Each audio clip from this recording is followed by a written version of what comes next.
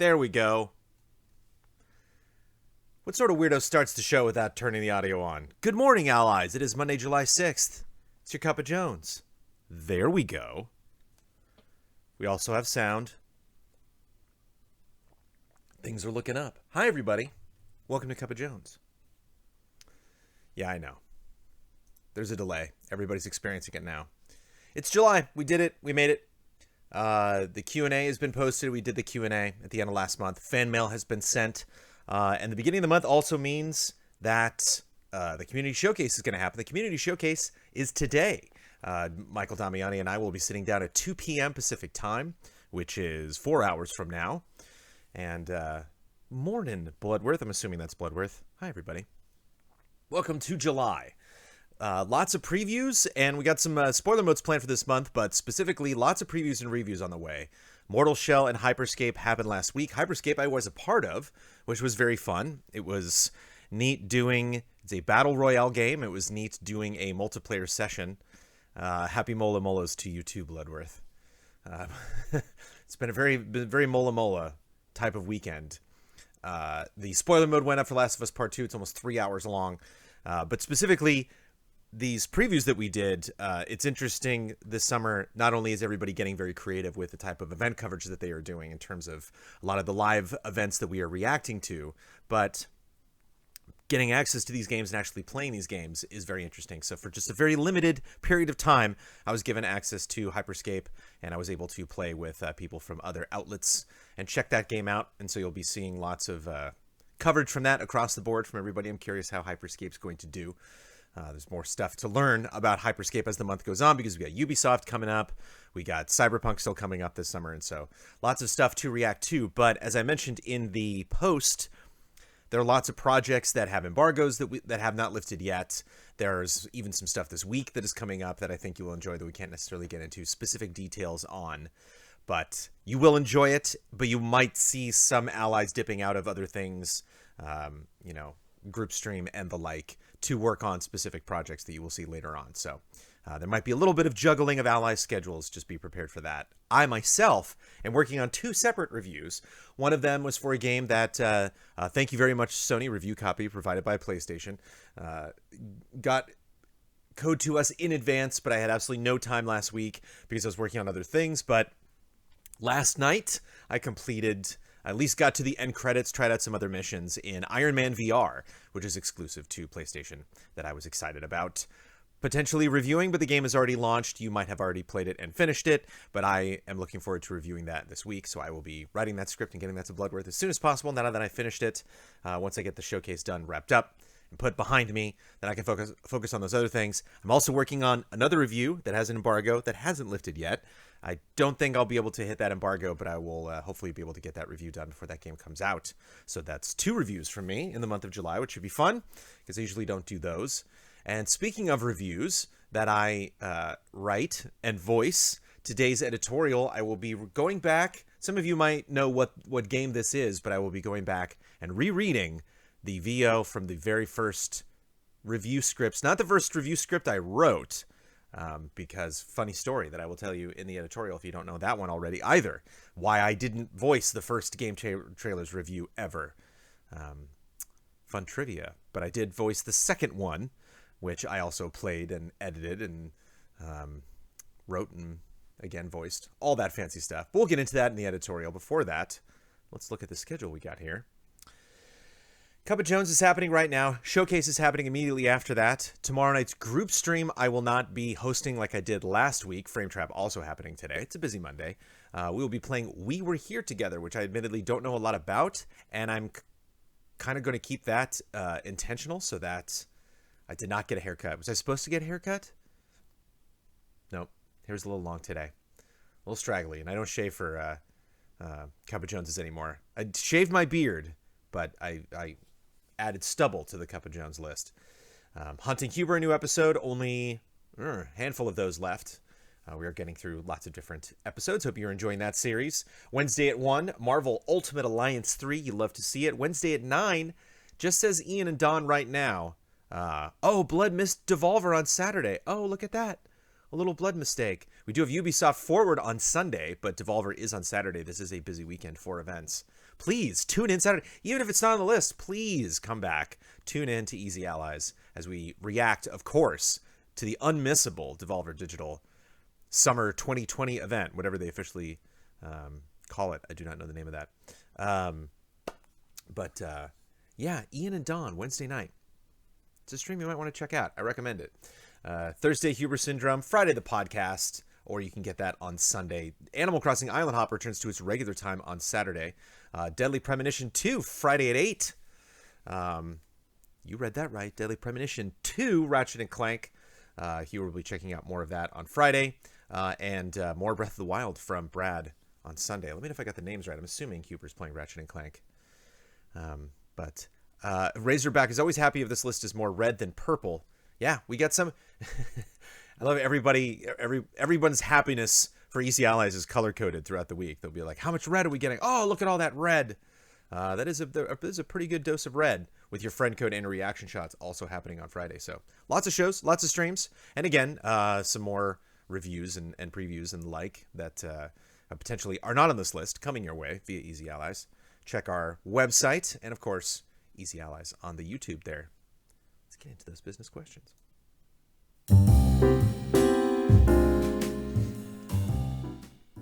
Cheers, everybody. Who is it first? You could probably guess. It's Brandon K. Gann. Speaking strictly in a work sense, what do all the allies do when not streaming or producing content? Is there anything beyond background work involving the channels and Patreon like community management, or because this hypothetical work goes unseen and is done for multiple reasons and therefore not worth getting into? When not streaming or producing content, playing video games. I know that's what I'm doing, and there are a lot of projects that I feel bad. There's a lot of stuff, Desperados 3, and I've kind of strung Daniel Bloodworth along because there's various projects that I would tell him, yes, I could potentially review that. Yeah, put me down. I'm excited about that project. I want to review it. And then life happens and other things come up. We are all managers in varied senses. Obviously, you know, someone like Brad is very involved in our community. Someone like Ben is very involved in Patreon because he handles a lot of those tiers fan mail. He does his D&D sesh with his D&D group. Blood is obviously monitoring all of our, you know, like YouTube comments, incoming emails and stuff. Yeah, Blood does everything. Ian is involved very much in production across the board.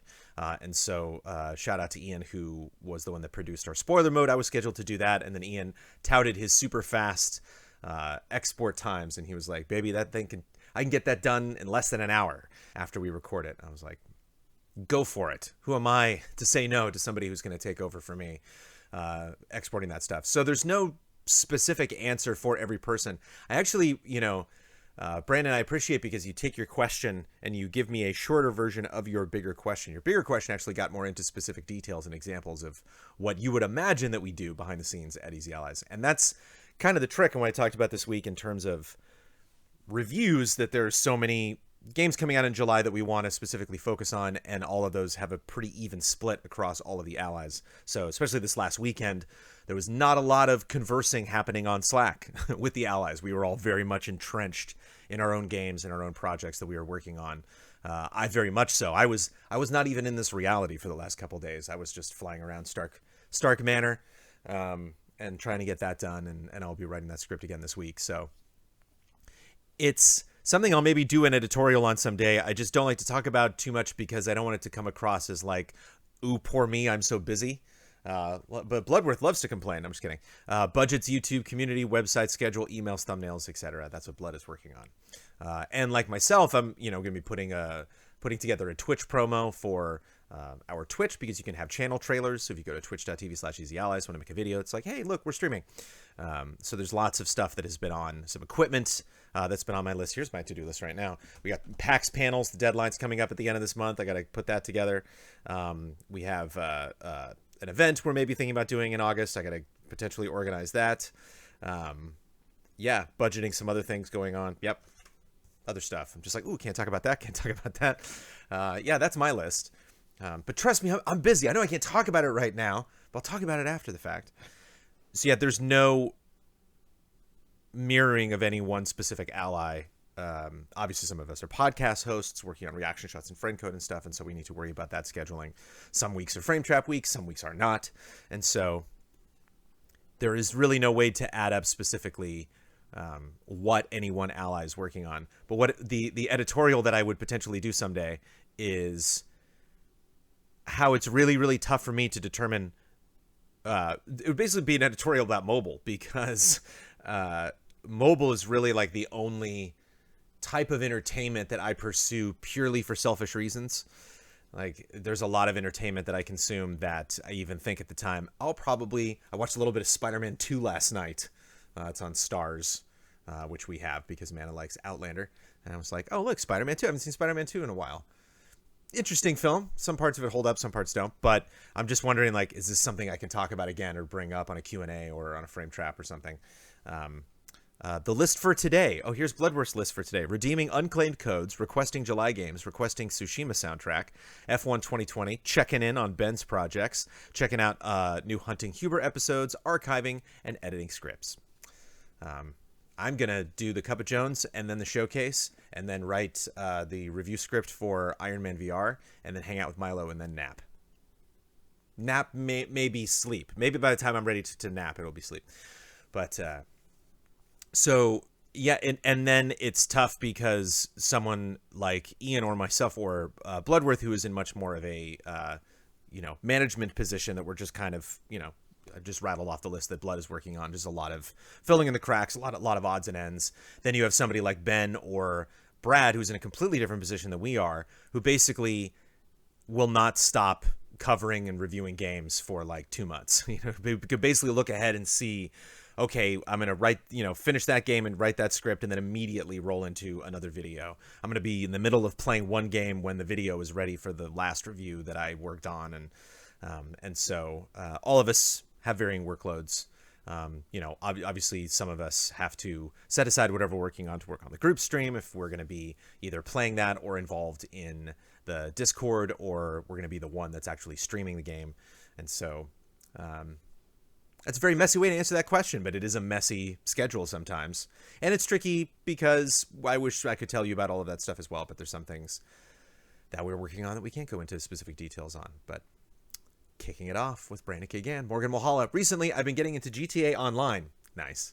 And highly recommend you and the allies try to pursue it as well. I try to pursue it. Yes, I've been trying to pursue it. I think I can say that effectively. I've not been doing a good job trying to pursue it, but I know that you are likely too busy, but if the opportunity arises where you can participate in streaming, I can't think of a better game to gather around with 1 to 3 of the other allies.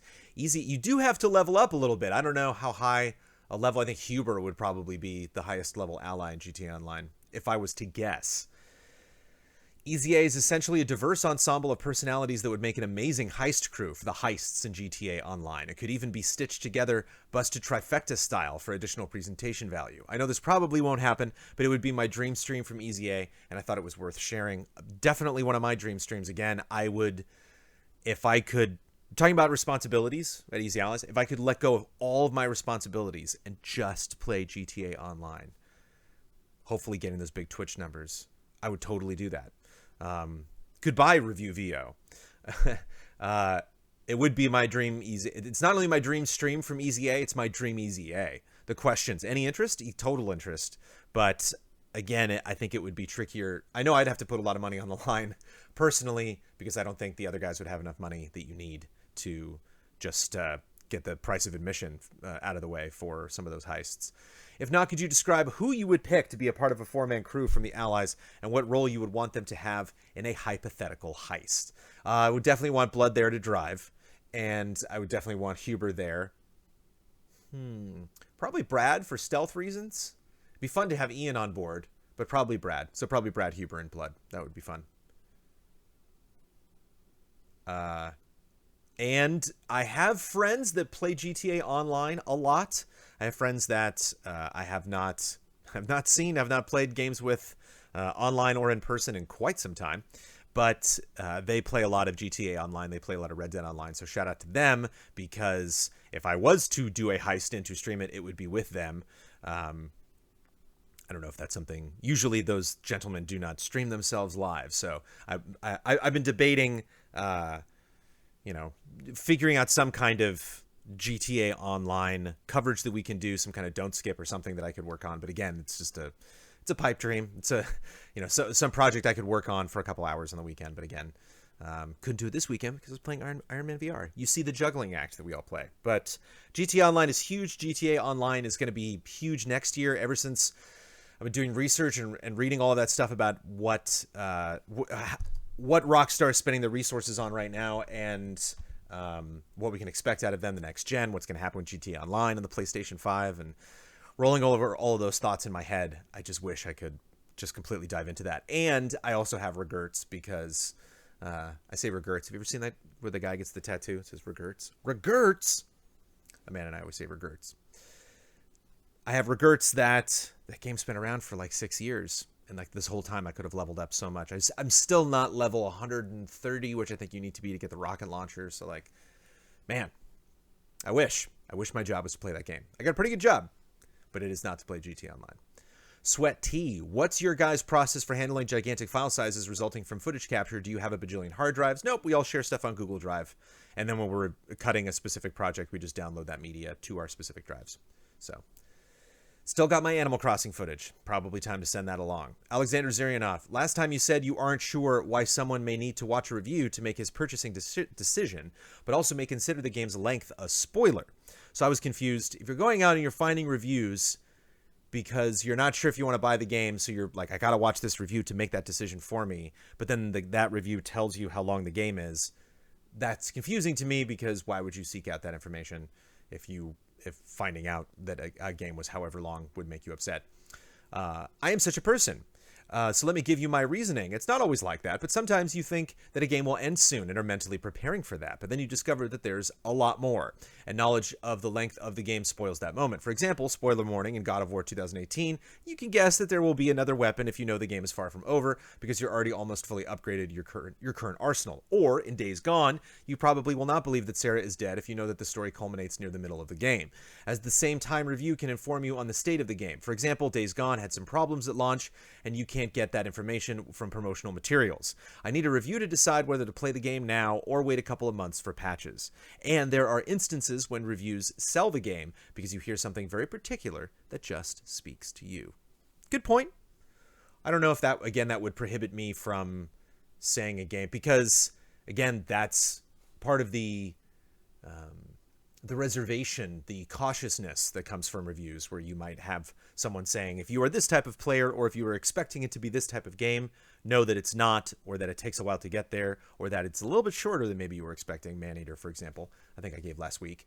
So in some instances, I do think it's important, because people might expecting it to be longer, maybe if it's the other way around. But for stuff, obviously you brought up God of War and Days Gone, stuff that can potentially be extremely spoiled, stuff that is very narrative heavy. So I think that stuff definitely fits into that category.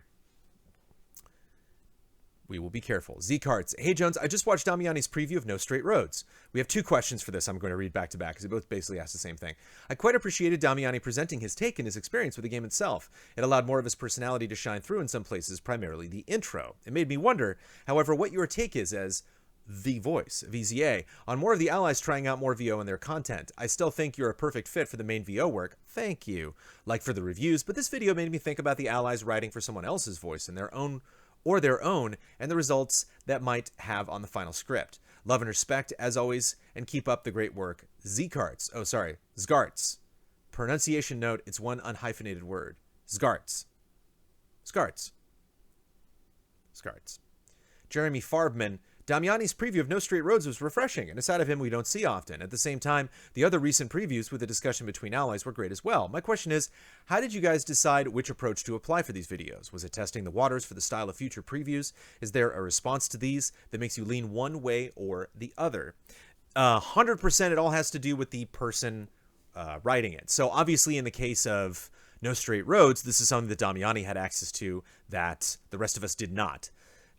So for something like Hyperscape, I could have very easily written a script and then voiced that and cut it along with the script. What I did with Daniel Bloodworth was a little bit easier, and I think works better for something like Hyperscape because it is a new game announcement, and so potentially Blood will have questions that I will have not thought of. And so it's always good to see someone that hears about it for the first time, because that experience mirrors what someone else is thinking of and the questions that they potentially might have. And for someone like me that's a little bit nervous covering something like Hyperscape, that, I'm not, giving you the best gameplay you could possibly imagine. I'm not the best player at Battle Royales, and so it's nice to have Blood's perspective so he can bring up those questions and steer the conversation potentially where it needs to go, if I might have been forgetting stuff, or just nice to have, Blood's perspective on things. Whereas No Straight Roads is a game that Damiani's familiar with. It's a game that we have talked about a lot, that we have seen gradually, more trailers and more gameplay. And so finally getting our hands on it, it is interesting not only to have someone's direct perspective based on their experience, but it's a great opportunity for Damiani to VO that, to write a script for himself.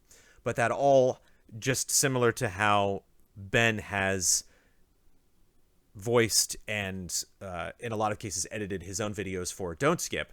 That is just a decision made on behalf of the producer. So that was Damiani. That Mortal Shell made sense as a conversation since we got 4 codes. Great example. So yeah, some games obviously a lot of us are playing, and so that's something that we want to get that conversation. But so that doesn't necessarily mean that Brad would be incentivized to write a script and then voice that, because that is more work. That does take a little bit more time. But Damiani had that time and was willing to put that in. I wanted to get Hyperscape done as fast as possible, and so that kind of worked out, that having the 2-person conversation worked well for that game and also worked well for my schedule, whereas Damiani wanted to put a little bit more work into that following, having played it and written his script. And so we are always looking at how stuff performs, obviously, in terms of making decisions about how we are going to approach, producing a preview, but I don't think that you're going to see a huge difference between the numbers of something like Mortal Shell and No Straight Roads, which I totally forgot to mention at the top of the podcast, or at the top of the my V blog. So I don't think we're going to look at the views of something like No Straight Roads and then decide against that if Damiani wants to do that again, moving ahead in the future. I just think those fit a particular style based on the decisions made around the time that we're going to produce that video, and not necessarily because we think if we do it one style versus another that it's going to get more views. But we're always paying attention to that stuff. We've mentioned several times that is one of the things Bloodworth does when he is not playing video games. Ulf himself. Hey, Jones. July is a Hall of Greats month. Any plans for adapting the format for a work-from-home situation? We've talked about Hall of Greats on Cuppa Jones recently, yes. It shouldn't be too hard to adapt, I think. You can still watch videos together, and the rest is just talking. Tricky part might be voting, but that could be done through DMs to Damiani. You are correct, and we've spoken of it. Yes. Soon. Jeremy Highstand. I know that Hamilton has been a musical theater blind spot for you, even mispronouncing the Schuler sisters' names when prompted by Asbo Zapruder on a previous Cuppa Jones. Did I just do it again? So I trust that you and Amanda can carve out a few hours of time over the weekend and get to watch it on Disney Plus when it releases on July 3rd. We've already watched the first 30 minutes, which is like not a lot of it. But yeah, we watched the first half hour or so, and then I went back and played more Iron Man. It truly is a genius work of art by every metric, a layered, phenomenal experience that demands repeat viewings, listenings, and I'm dying to know your thoughts on it. Given its parallels with the impending revolution and socio-political unrest we're currently living through, this could make for a wonderful editorial. Love and respect, Potato Viking. Yes, I will check it out when I have the time, and I agree that it is a work of art that is unparalleled. The thing about Hamilton, in terms of like theater, I used to do a lot of theater, a lot of musical theater, and when I go see Amanda in a production or my brother in a production or other friends, or I'll just go see something professionally produced, don't know when I'm going to get a chance to do that again, in Los Angeles, sometimes I kind of get bit by that theater bug again. I'll see people having fun on stage, and I'll think, damn, yeah, this is really fun. Like, theater was fun, putting on shows was fun, getting to know a cast was fun, realizing a character was fun. Like, these are things that I miss. And it makes me want to do it again, makes me want to write something, makes me want to audition for something, makes me want to get in a show. Eventually I realize, yeah, that's a lot of work and a lot of stuff I don't have time for, which is why I'm not doing it. But I get reminded, it makes me a little sad that those things are fun and I want to do them. I look at something like Hamilton and I just think, I joked with Amanda, I just think, carry on, ladies and gentlemen. I can't do what any of you are doing. I can't write something like this. I can't perform something like this.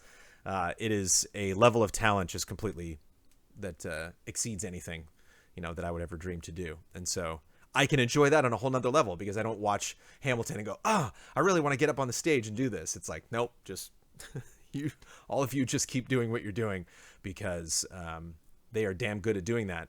And it is just, if you're like me and you learned about musical theater starting in the 80s and then, studied it in school in the 90s and the early aughts, mostly late 90s was my high school, college education. And then this happens. You see something like Hamilton. It's just so completely different than anything I studied or watched growing up. So I will definitely check that out and maybe do an editorial on it. Spinexel is another name that the Schuler sisters and Spinexel. Those are two things that I'm curious about if I'm pronouncing correctly. A few weeks ago, as you mentioned that Easy Allies can focus on growing any part of your presence online pretty easily. To me, it seems like Twitch content is a large focus. And if that's the case, why? I assume a YouTube focus would most likely bring people to Twitch and not the other way around. Is there a benefit that I just can't see? Yeah, there's a lot of benefits to Twitch. I think Twitch makes more sense for us to focus on now, given that the type of shows that we could produce, we can't produce because we can't get together in the same way that we could before. We can't really think outside the box, utilize our studio in ways that we were getting better at. Whereas live streaming from home right now is something that we all can do, that we can all sync up and either do individually or as a group. The other thing, just personally for me, is live streaming is something that a lot of our community wanted to see because they wanted to see us use the studio and show that we were in the studio, more than just one day a week. And so that was a big part of Phase 4. That was kind of one of the first things that we talked about in Phase 4. So you can go back to our Phase 4 reveal and skip to the part where we just specifically talk about live streaming and saying, not only are we going to be focusing on more games live, but you're going to be able to interact with and see more of us live. I think for me, live streaming is one of the most exciting things I can think about in terms of, from somebody that, again, did a lot of theater, did a lot of film, dabbled in TV production and stuff over the years, doing stuff on Twitch, even just seeing Amanda and Ripley Improv and the stuff that they're doing now is so fresh and unique. And, I was producing, video content before YouTube started. And so I've been doing that for a very long time. And so it's exciting to be producing stuff in this field that so many people are doing so many varied, different, unique things every single day. Even just like, seeing a lot of these big events, stuff like PAX and stuff going online and seeing how potentially they're going to handle that. I think live streaming is an interesting solution, an interesting salve for a lot of the wounds that are being inflicted upon us, just from 2020 at large, to say nothing of just the pandemic specifically. And so, but it's also more cost effective for us. It's easier to produce. It's easier to to stream something as opposed to writing a script and producing a video that way. And so we still produce a lot of videos, but the more time that we would spend producing videos, the less time we would spend live streaming. And overall, it's one thing seeing more red on the than purple on our schedule. But if we were to take away, a lot of those purple things to maybe fill in one more red slot, you would just see a lot less words in general on that schedule, so to speak. So a very sloppy way to say that. MGS Junkie, I've been watching the Patreon numbers and they're scaring me. Are there any plans to push this number back to 50K so you can keep the studio? We're going to keep the studio regardless. Don't worry about us. The Patreon is our number one revenue stream, but it is not our only revenue stream. Obviously with Kyle leaving, that money has been more, diverted into other budgets, including salary and rent, and equipment and whatnot.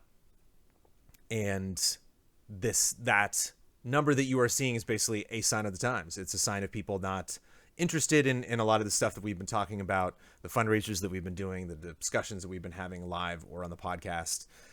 Some people are, either sick or their budgets are really taking a hit due to COVID. Some people are, were just disenfranchised with Easy Allies once Kyle left. There wasn't a lot we could do about that. And so I look at that number as I am definitely a glass half full editor-in-chief ally in terms of our current Patreon count. It definitely bumped up after we put up Last of Us. We had just dipped slightly below 39K and we jumped back ahead of 39K. There are lots of ways in the past that we have done a Patreon shot in the arm. There are ideas that we have had. There are things that you will see us do before the end of the summer that can definitely have a positive influence on Patreon.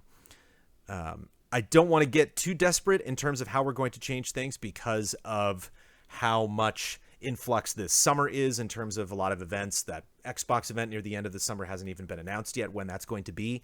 There's just a lot of things that we're reacting to, a lot of the stuff that we're covering, regardless of whether we have a studio or not. And so I want to focus on getting those things done. I don't want to make even something like Hunting Huber was tricky to do because we're not sure what our schedule. We don't know if, Hitman or Smash Brothers or something at the last minute's going to be like, ta-da, that Hunting Huber shoot that you had planned for all day tomorrow. Well, now we have this Nintendo Direct that's happening tomorrow afternoon, and then everything else has to shuffle around. And so we don't want to make too many bold steps when we kind of have like our hands tied behind our back a little bit. We are stuck at home. We are trying to continue producing, the content that we produced before on top of all of these unexpected things like reactions and trying to meet embargoes for reviews and stuff like that. And then outside of that, to really make a strong Patreon push, and then hopefully sometime at the end of 2020 or even in 2021, getting back into the studio.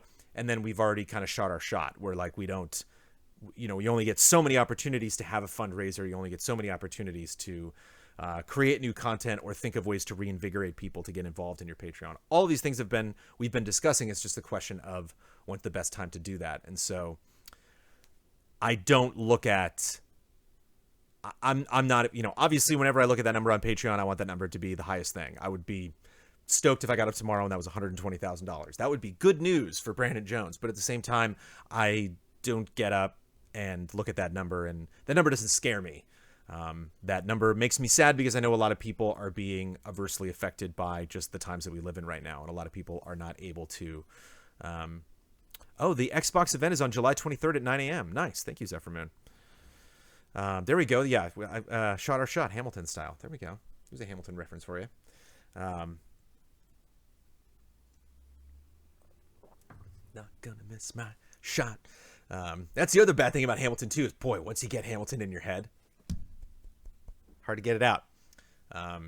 Yes, there are plans to push this number back to 50, and there are other things, not to 50. And I think there are, we don't have to do that to keep the studio. We're going past 50, baby.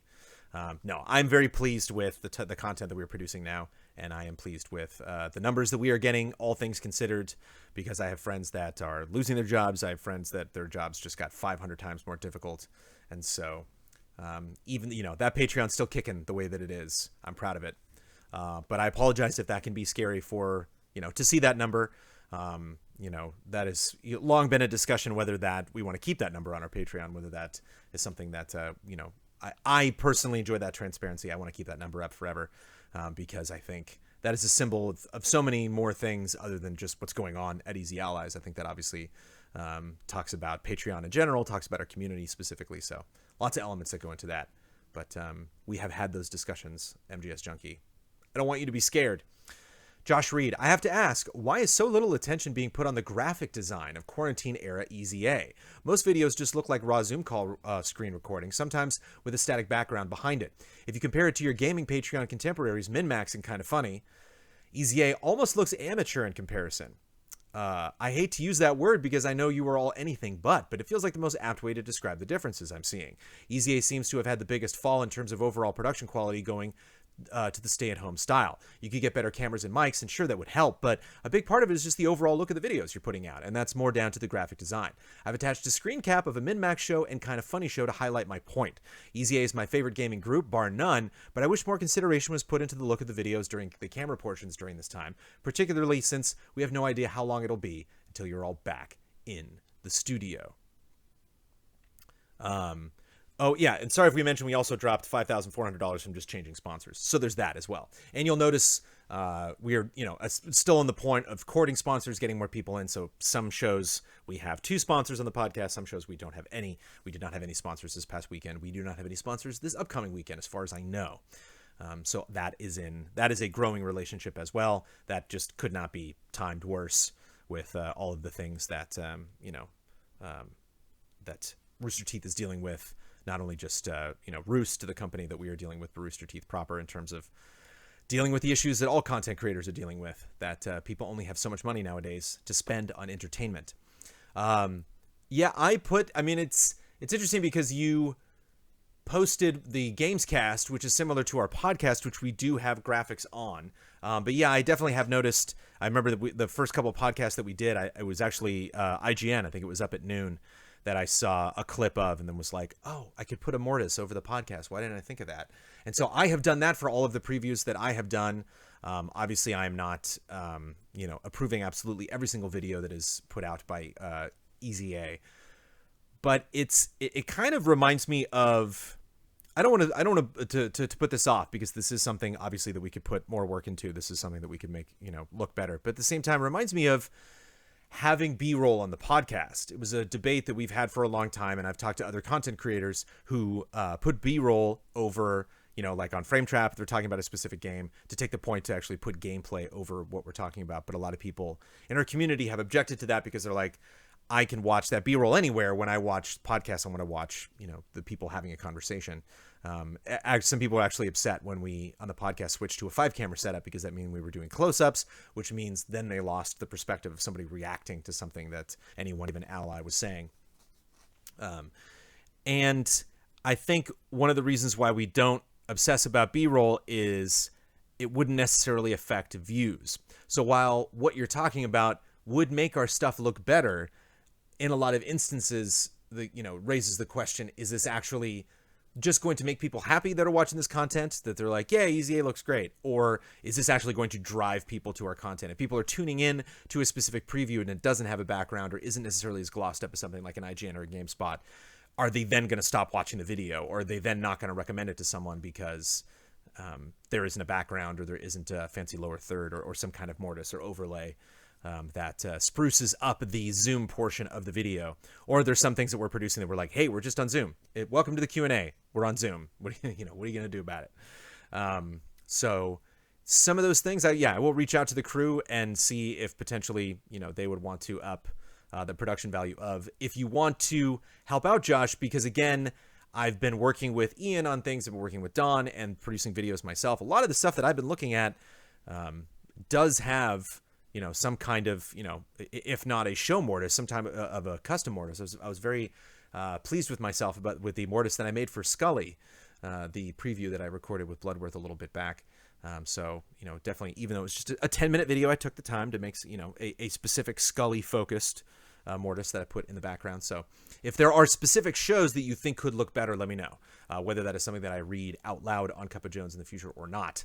If there's something that you're like, I'm surprised that this show doesn't look as good as other things. But again, you show me like the Kind of Funny Games cast, and it's like, well, compared to the podcast, that also has graphics. I don't know how I would dress up the podcast more than I currently do.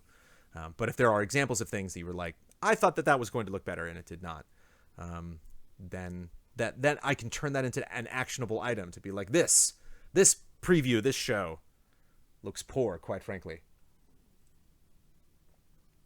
The other thing is, if you're going to tell me that Kind of Funny and MinMax looks better than us, I'm not going to disagree. Bloodworth adds, I don't think B-roll makes sense because so many topics wouldn't have any sort of B-roll, but mortises probably would be good. Yeah.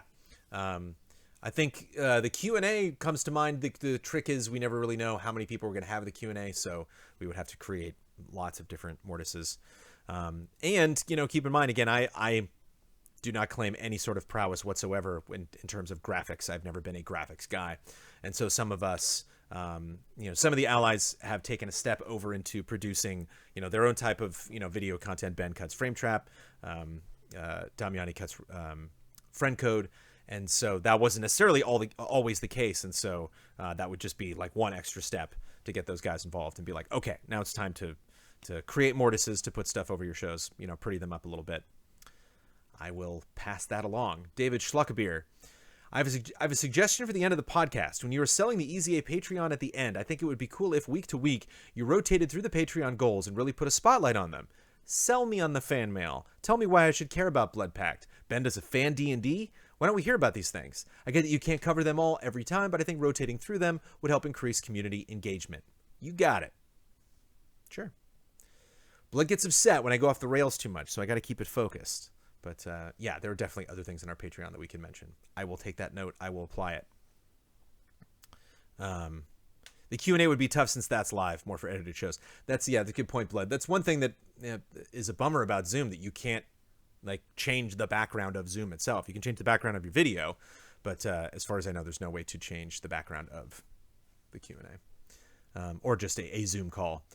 Happy Gaming. Recent times have meant that we are all feeling a lot more stressed and anxious, myself included. I'm sure I'm not the only person who feels like it's gotten a lot easier to see the negative parts of your personal mental health staring at you. You and the crew at EZA always help in some way throughout my week to bring a little bit of community and joy to look forward to. However, some of my favorite content EZA has produced in the past has been the other, less game-focused content where mental health is discussed openly. Ian specifically has been wonderful about making videos here and there about loss, happiness, depression, and other difficult things to talk about. The content that comes out of EZA is always jovial and jolly, and I love that, but I keep coming back to the idea of these videos on mental health. In the times we are in right now, it is always good to take moments to relax, breathe, meditate, etc., and just generally slow down. As much as I've loved guided meditations with Jones, Happy Gaming has also done guided meditations on our showcase. I think that something EZA could more realistically do is to make more videos where allies play calming games like Journey, A Short Hike, Proteus, Abzu, Flower, Harvest Moon, just to name a few. These could be a nice space to openly talk about calming down, and could be a good opportunity to give the allies more of a chance to chill, rather than playing something high energy. It's a far cry from actual meditation, but I feel like regular content to encourage mental well-being and slowing down would do more good than harm. Thoughts? I'm way down. It's tricky. Yeah, slow streams, it's always a tough sell. So I'm going to do this stream. It's going to be very slow. It's going to have not many viewers. It's going to be great. I restarted Journey the other day. It was on PS Now, and I just saw on the list. I was like, sure, I'll play Journey for a half an hour. And even just a half an hour of Journey was like its own form of meditation. I think the Animal Crossing Island hop is a little bit of this. This definitely factors into reasons why I continue doing that I selfishly want to go out and get presents, of course, but see other people's islands and creatively what they're able to produce in that game. But at the same time, I think it's just a nice change of pace for me to have zero expectations and just go to an island and get a little bit of their slice of life. And I think those have been, I've heard from people that those are very calming and chill.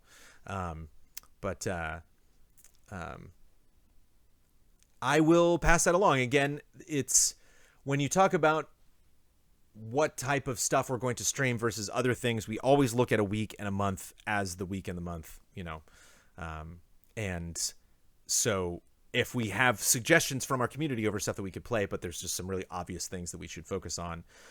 There's also the catch of we did stuff like Dead by Daylight and Left 4 Dead 2. Those, not only we got a really good reaction from our community, but we also had a very, very good time playing that stuff. And so I think tomorrow night's group stream will be a little more serene and emotional than some of the stuff that we've done in the past, but we're also very much looking for more things like Left 4 Dead, stuff that, Warhammer, Vermintide, stuff that we can just kind of blast through together. And it is a little stressful. It is, certainly very gory and very high energy, very violent, but at the same time, makes for a very entertaining group stream. And so I think there is a line, somewhere between stuff that is kind of frantic and crazy like that and stuff that we could produce to calm people down. The one thing I'm nervous about is focusing more on mental health.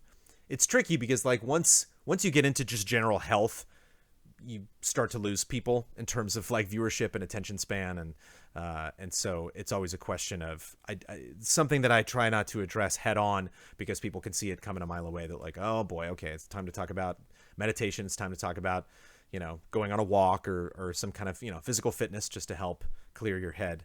I try not to talk about it too much because then I'll lose interest. Asbo Zapruder. Gotcha. Yeah, I don't know, maybe. But if Easy Allies was a maidservant for the young wife of a lawyer who may be having an affair with an actress, would it imagine marrying a miller's son, a businessman, or the Prince of Wales? I got to be selfish on this one, Asbo, because I'm from Wales. I am half Welsh, half Norwegian. So definitely the Prince of Wales. 100%. Lord be damned. That is where I'm going this week. David Warren, my suggestion for the podcast is brief the panelists on topics in advance. I do. Maybe just go over everything on your list and see if they have any interest or things to say about them. I do. If no one has much to say, then cross that off. I do. Might help with dead air from the last podcast. Give me TRTs because really, when we talk about the podcast, if there's anything specifically, the more general note that you give me, the less likely I am to actually apply that. If you give me TRT, meaning a total running time, if you give me the specific date. If you're like 34 minutes and 15 seconds, I'm like, okay, yes, that dead air happened because of this reason. Whereas if there was dead air on the podcast, it was not because I was not alerting the other allies. It's something that you should potentially be aware of now on the podcast, that was different from how we used to produce things in the past. While I definitely loved just kind of showing up for the podcast and being like, I have no idea what we're going to talk about. This is going to be great. Some of these news stories I have not heard of at all. We're definitely much more, that was kind of like my one of my requests, taking over moderating duties from Kyle, is I'm like, all right, I will moderate this podcast as long as all of you get way more involved in posting news headlines and stuff throughout the week. And so when you see me say, hey, so you were talking about this, or Evo is a great example from this last episode, had Ben Moore on, and I reached out to Ben. I was like, okay, this just happened, that Evo was canceled. Is this something that we should talk about? Is somebody, or, Ben, are you prepared to talk about it? And Ben's like, yeah, I'm ready. I can talk about that. The only dead air that stands out to me was the awkward moment we had with F1. Yeah, I was very awkward in going through my Pop-Tarts and Toaster Strudels and going through the Q3 games. It was the first time I'd ever done that, and I will definitely do that differently a second time. But yeah, curious specifically, again, whenever you talk about dead air, you talk about black frames or anything like that with editing, it's like, I have to know specifically the second that you're talking about. But yeah, that is a fun thing that we do now, and shout out to all of the allies for helping me with the podcast in terms of news and such. If I can get this editorial done in 8 minutes, then we have a solid 1 hour episode of Cup of Jones. Thank you for the business questions. Hold on. Let me prep for the editorial. All right, I'm ready.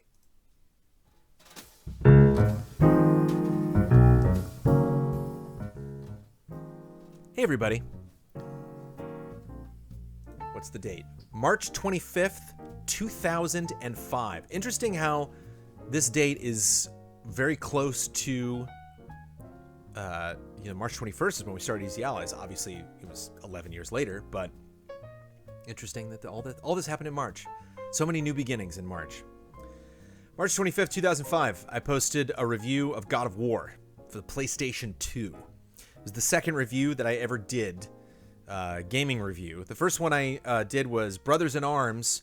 It was the Xbox port of Brothers in Arms. And so this was a PC game that we were playing, but it was being ported to Xbox, and we got the code for some reason. There was some kind of advance. There was something like a pre-order bonus or something where you got to play the game 2 days early. There was some sort of advance that we got on it, and we've been talking about doing reviews for a long time at Game Trailers. And so when that game happened, we were like, okay, this is it. We have at least like 1 or 2 day advance on this that we can maybe not get the review up the day the game comes out, but it can be close to it.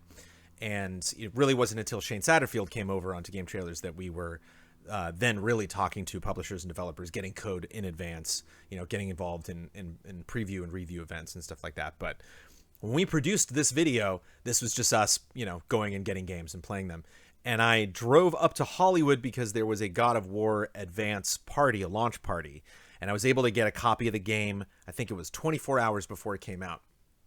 And so, true story. Wait, what? What's the day?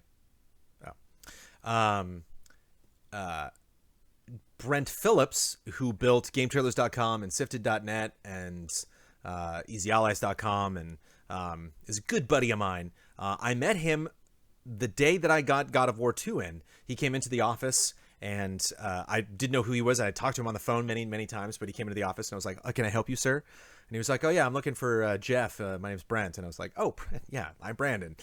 And he was like, oh, cool, what are you doing? And I was like, I was about to sit down and play God of War all night. And he stayed up with me, and I think he had to fly home the next day. He was staying at the old Game Trailers offices were very close to LAX. We were like in these big buildings that were like in between where the two, flight patterns are, where the planes come and land on the runway. And so he was staying in a hotel nearby. And when the sun, rose the next day, he just kind of like dragged himself out of the office. And I think I got to hell in God of War. If you've played God of War before, you get sucked down into hell at one point. And we got to that point, and then I'm like, all right, I got to go to bed. I'll finish the game the next day. Reviewed it as fast as I possibly could. And Garrett Zamora submitted this for Love and Respect. and I didn't want to take the time to do it on the podcast. I thought it would make a better editorial on Cup of Jones. So thank you very much, Garrett Zamora. Here is his submission. Hello, allies. I've recently had to return to work, which has been stressful for obvious reasons. However, I've been able to do a deep dive and listen to some old Easy A podcasts to help pass the time and distract me. I first found Easy Allies because of Jones's voice, having listened to Game Trailers reviews pretty much exclusively since the late 2000s.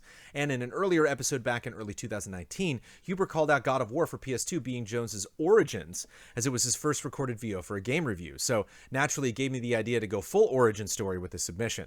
Below, I have transcribed that review as best I could, and I think it would be an absolute treat for all of us to have Jones come full circle, hopefully this is a treat, and give a second read-through of that original review. This is my first love and respect submission, as I'm finally able to financially show my support. Thanks for all you guys do, and for having the best online community I've ever had the pleasure of being in. Congratulations, everybody. Love and respect, GBZMR, aka Garrett Zamora.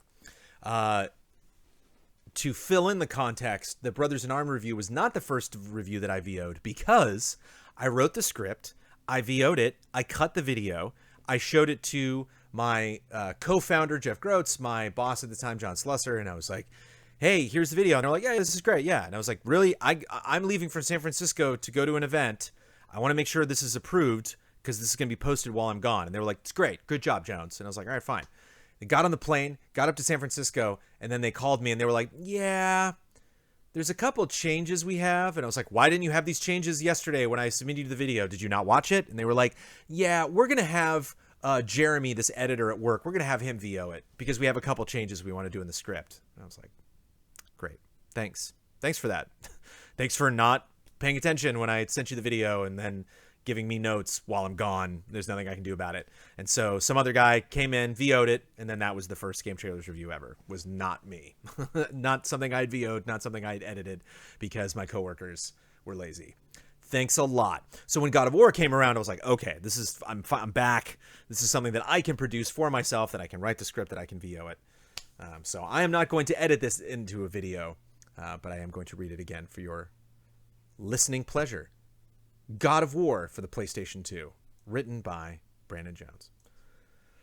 Here we go. Still holding a grudge, yeah. 15 years later. God of War is one of the most thrilling and satisfying action games ever made. It is truly an epic adventure. The fighting is fast and fun. Enemies range from bats and dogs to king-sized mythical monsters. You gain experience and upgrade any weapon or power you choose. Your primary weapon, called the Blades of Chaos, is powerful at short and long range, which makes it easy to attack in all directions. Plus, the ability to block and dodge with the right analog stick helps to avoid devastating attacks. Finishing moves are another aspect of combat that can keep you from getting smothered. These vary from splitting guys in half to pinning down opponents and forcefully delivering the final blow. However, some of these moves automatically rotate your character, giving you the same angle every time, which loses its impact when you see it again and again. The more advanced finishing moves involve pressing random buttons when they are flashed on screen, similar to Resident Evil 4. This makes the larger beast battles more dynamic because they enable you to perform sensational attacks specific to each monster. One of the first things you'll notice is that you have no control over the game's camera. This works because it helps the gameplay maintain a cinematic feel and keeps your perspective constantly fixed on the most important elements of the action. However, it makes it frustrating when you're trying to platform your way around. The camera will sometimes switch on you when you're not expecting.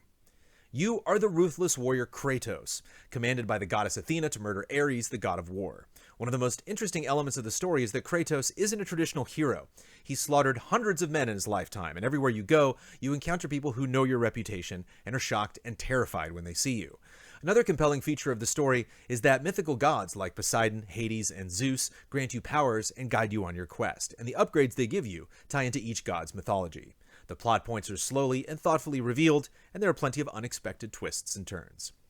The graphics in God of War are so sharp, I forgot I was playing a PS2. The rippling water, the crystal reflections, and the monstrous backgrounds are consistently jaw-dropping. The environments range from cramped ships and dungeons to enormous castles and landscapes. Most maps have a style and scope similar to Prince of Persia, but take less time and aggravation to navigate.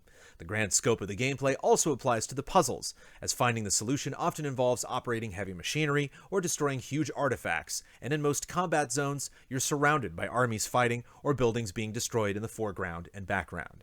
The enemies and boss encounters are always random and sudden, but it would have been nice if there was a bit more diversity in the monsters you fight. They make the hack and slash aspect of the game repetitive at times. For concerned parents out there, God of War is extremely graphic. There's nudity and lots of blood. And when I say lots of blood, I mean lots and lots and lots of blood. However, the extreme nature of Kratos' actions are well grounded in his story, which justifies the choices he makes throughout his quest. God of War will make you happy you own a PS2. It has the look and feel of a real blockbuster from start to finish, and is a hard game to put down. With its epic story and scale, Athena's challenge is one you'll be happy to accept. I wonder how much Blood was cringing when he's listening to this. He's just like, oh man, like this, I'd have a lot of work to do. Obviously, the two things that stood out for me most are the I.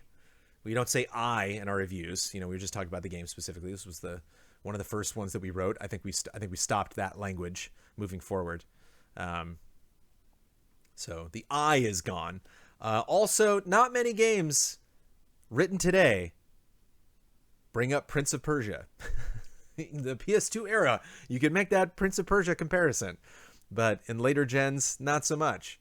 You say where it's Prince of Persia now, some kids literally might be like, what? What are you, Prince of who? What? Who's in Persia? And obviously, what you're missing here as well is back in the GT days. If you have never gone back and watched those reviews, we had story sections and review sections. So when I swapped to "You are the ruthless warrior Kratos," and you're like, "Well, that was a weird transition." There would be a story transition, a graphic that would go by and say, "All right, now time to talk about the story." We don't do that anymore, and it makes for better scripts. I remember all the writers being very excited when we axed those different segments because they were like, "Yes, I can now talk about whatever I want to talk about when I want to talk about it." And I think at the end of the day, made better scripts. But yeah, 15 years later, I think I've come a long way. I am going to potentially later today or tomorrow write a new review script for Iron Man VR, and also a PlayStation exclusive review copy provided by PlayStation. This review copy was provided by PlayStation. I got the review copy from going to the event, so I guess it was. Maybe this was the original review copy provided by PlayStation. Final score 9.3. Back in the day when we could give it a 9.3, it'd be a 9.5 now probably. But there we go. That was my original review of God of War. Just 15. Some of you might be 15 years old. Some of you are as old as that review. And that's where we'll end this episode of Cup of Jones. Lots of great takeaways. I don't have a specific list because I was working on the showcase yesterday, so I was a little rushed getting everything together this morning. But you can enjoy the showcase in just 3 hours. I'll be sitting down with Mr. Michael Damiani and going through all of the wonderful stuff that you have produced. Hopefully this outro isn't super skippy. Cheers, everybody. Again, I hope you have a wonderful July. I hope you had a nice chill weekend. I took a little bit of time off, hung out with the family a little bit this weekend for the 4th of July. I know that many of you are not in the United States, so that holiday is irrelevant to you, but hopefully you had a chill weekend. Hopefully you were enjoying your summer. It is definitely getting a little bit warmer here in Los Angeles, and so it is. I got the shorts on now, so it's nice to just shorts, no shoes. Getting lots of bug bites here out in the garage on my feet. Hopefully the weather and the times are treating you well. Hopefully you are healthy and happy. And lots of fun shows coming up that you can check out, but lots of fun live streams, some reactions happening this weekend. Again, previews and reviews. Hopefully a nice smorgasbord of content from Easy Allies this week that I hope you very much enjoy. Please don't skip outro. Love all of you. Cheers. I told you not to skip. Very specifically, I requested very nicely for you not to skip. I played you beforehand. I got everything all queued up and you played fine. And then now, I played at the end. You're skipping on me.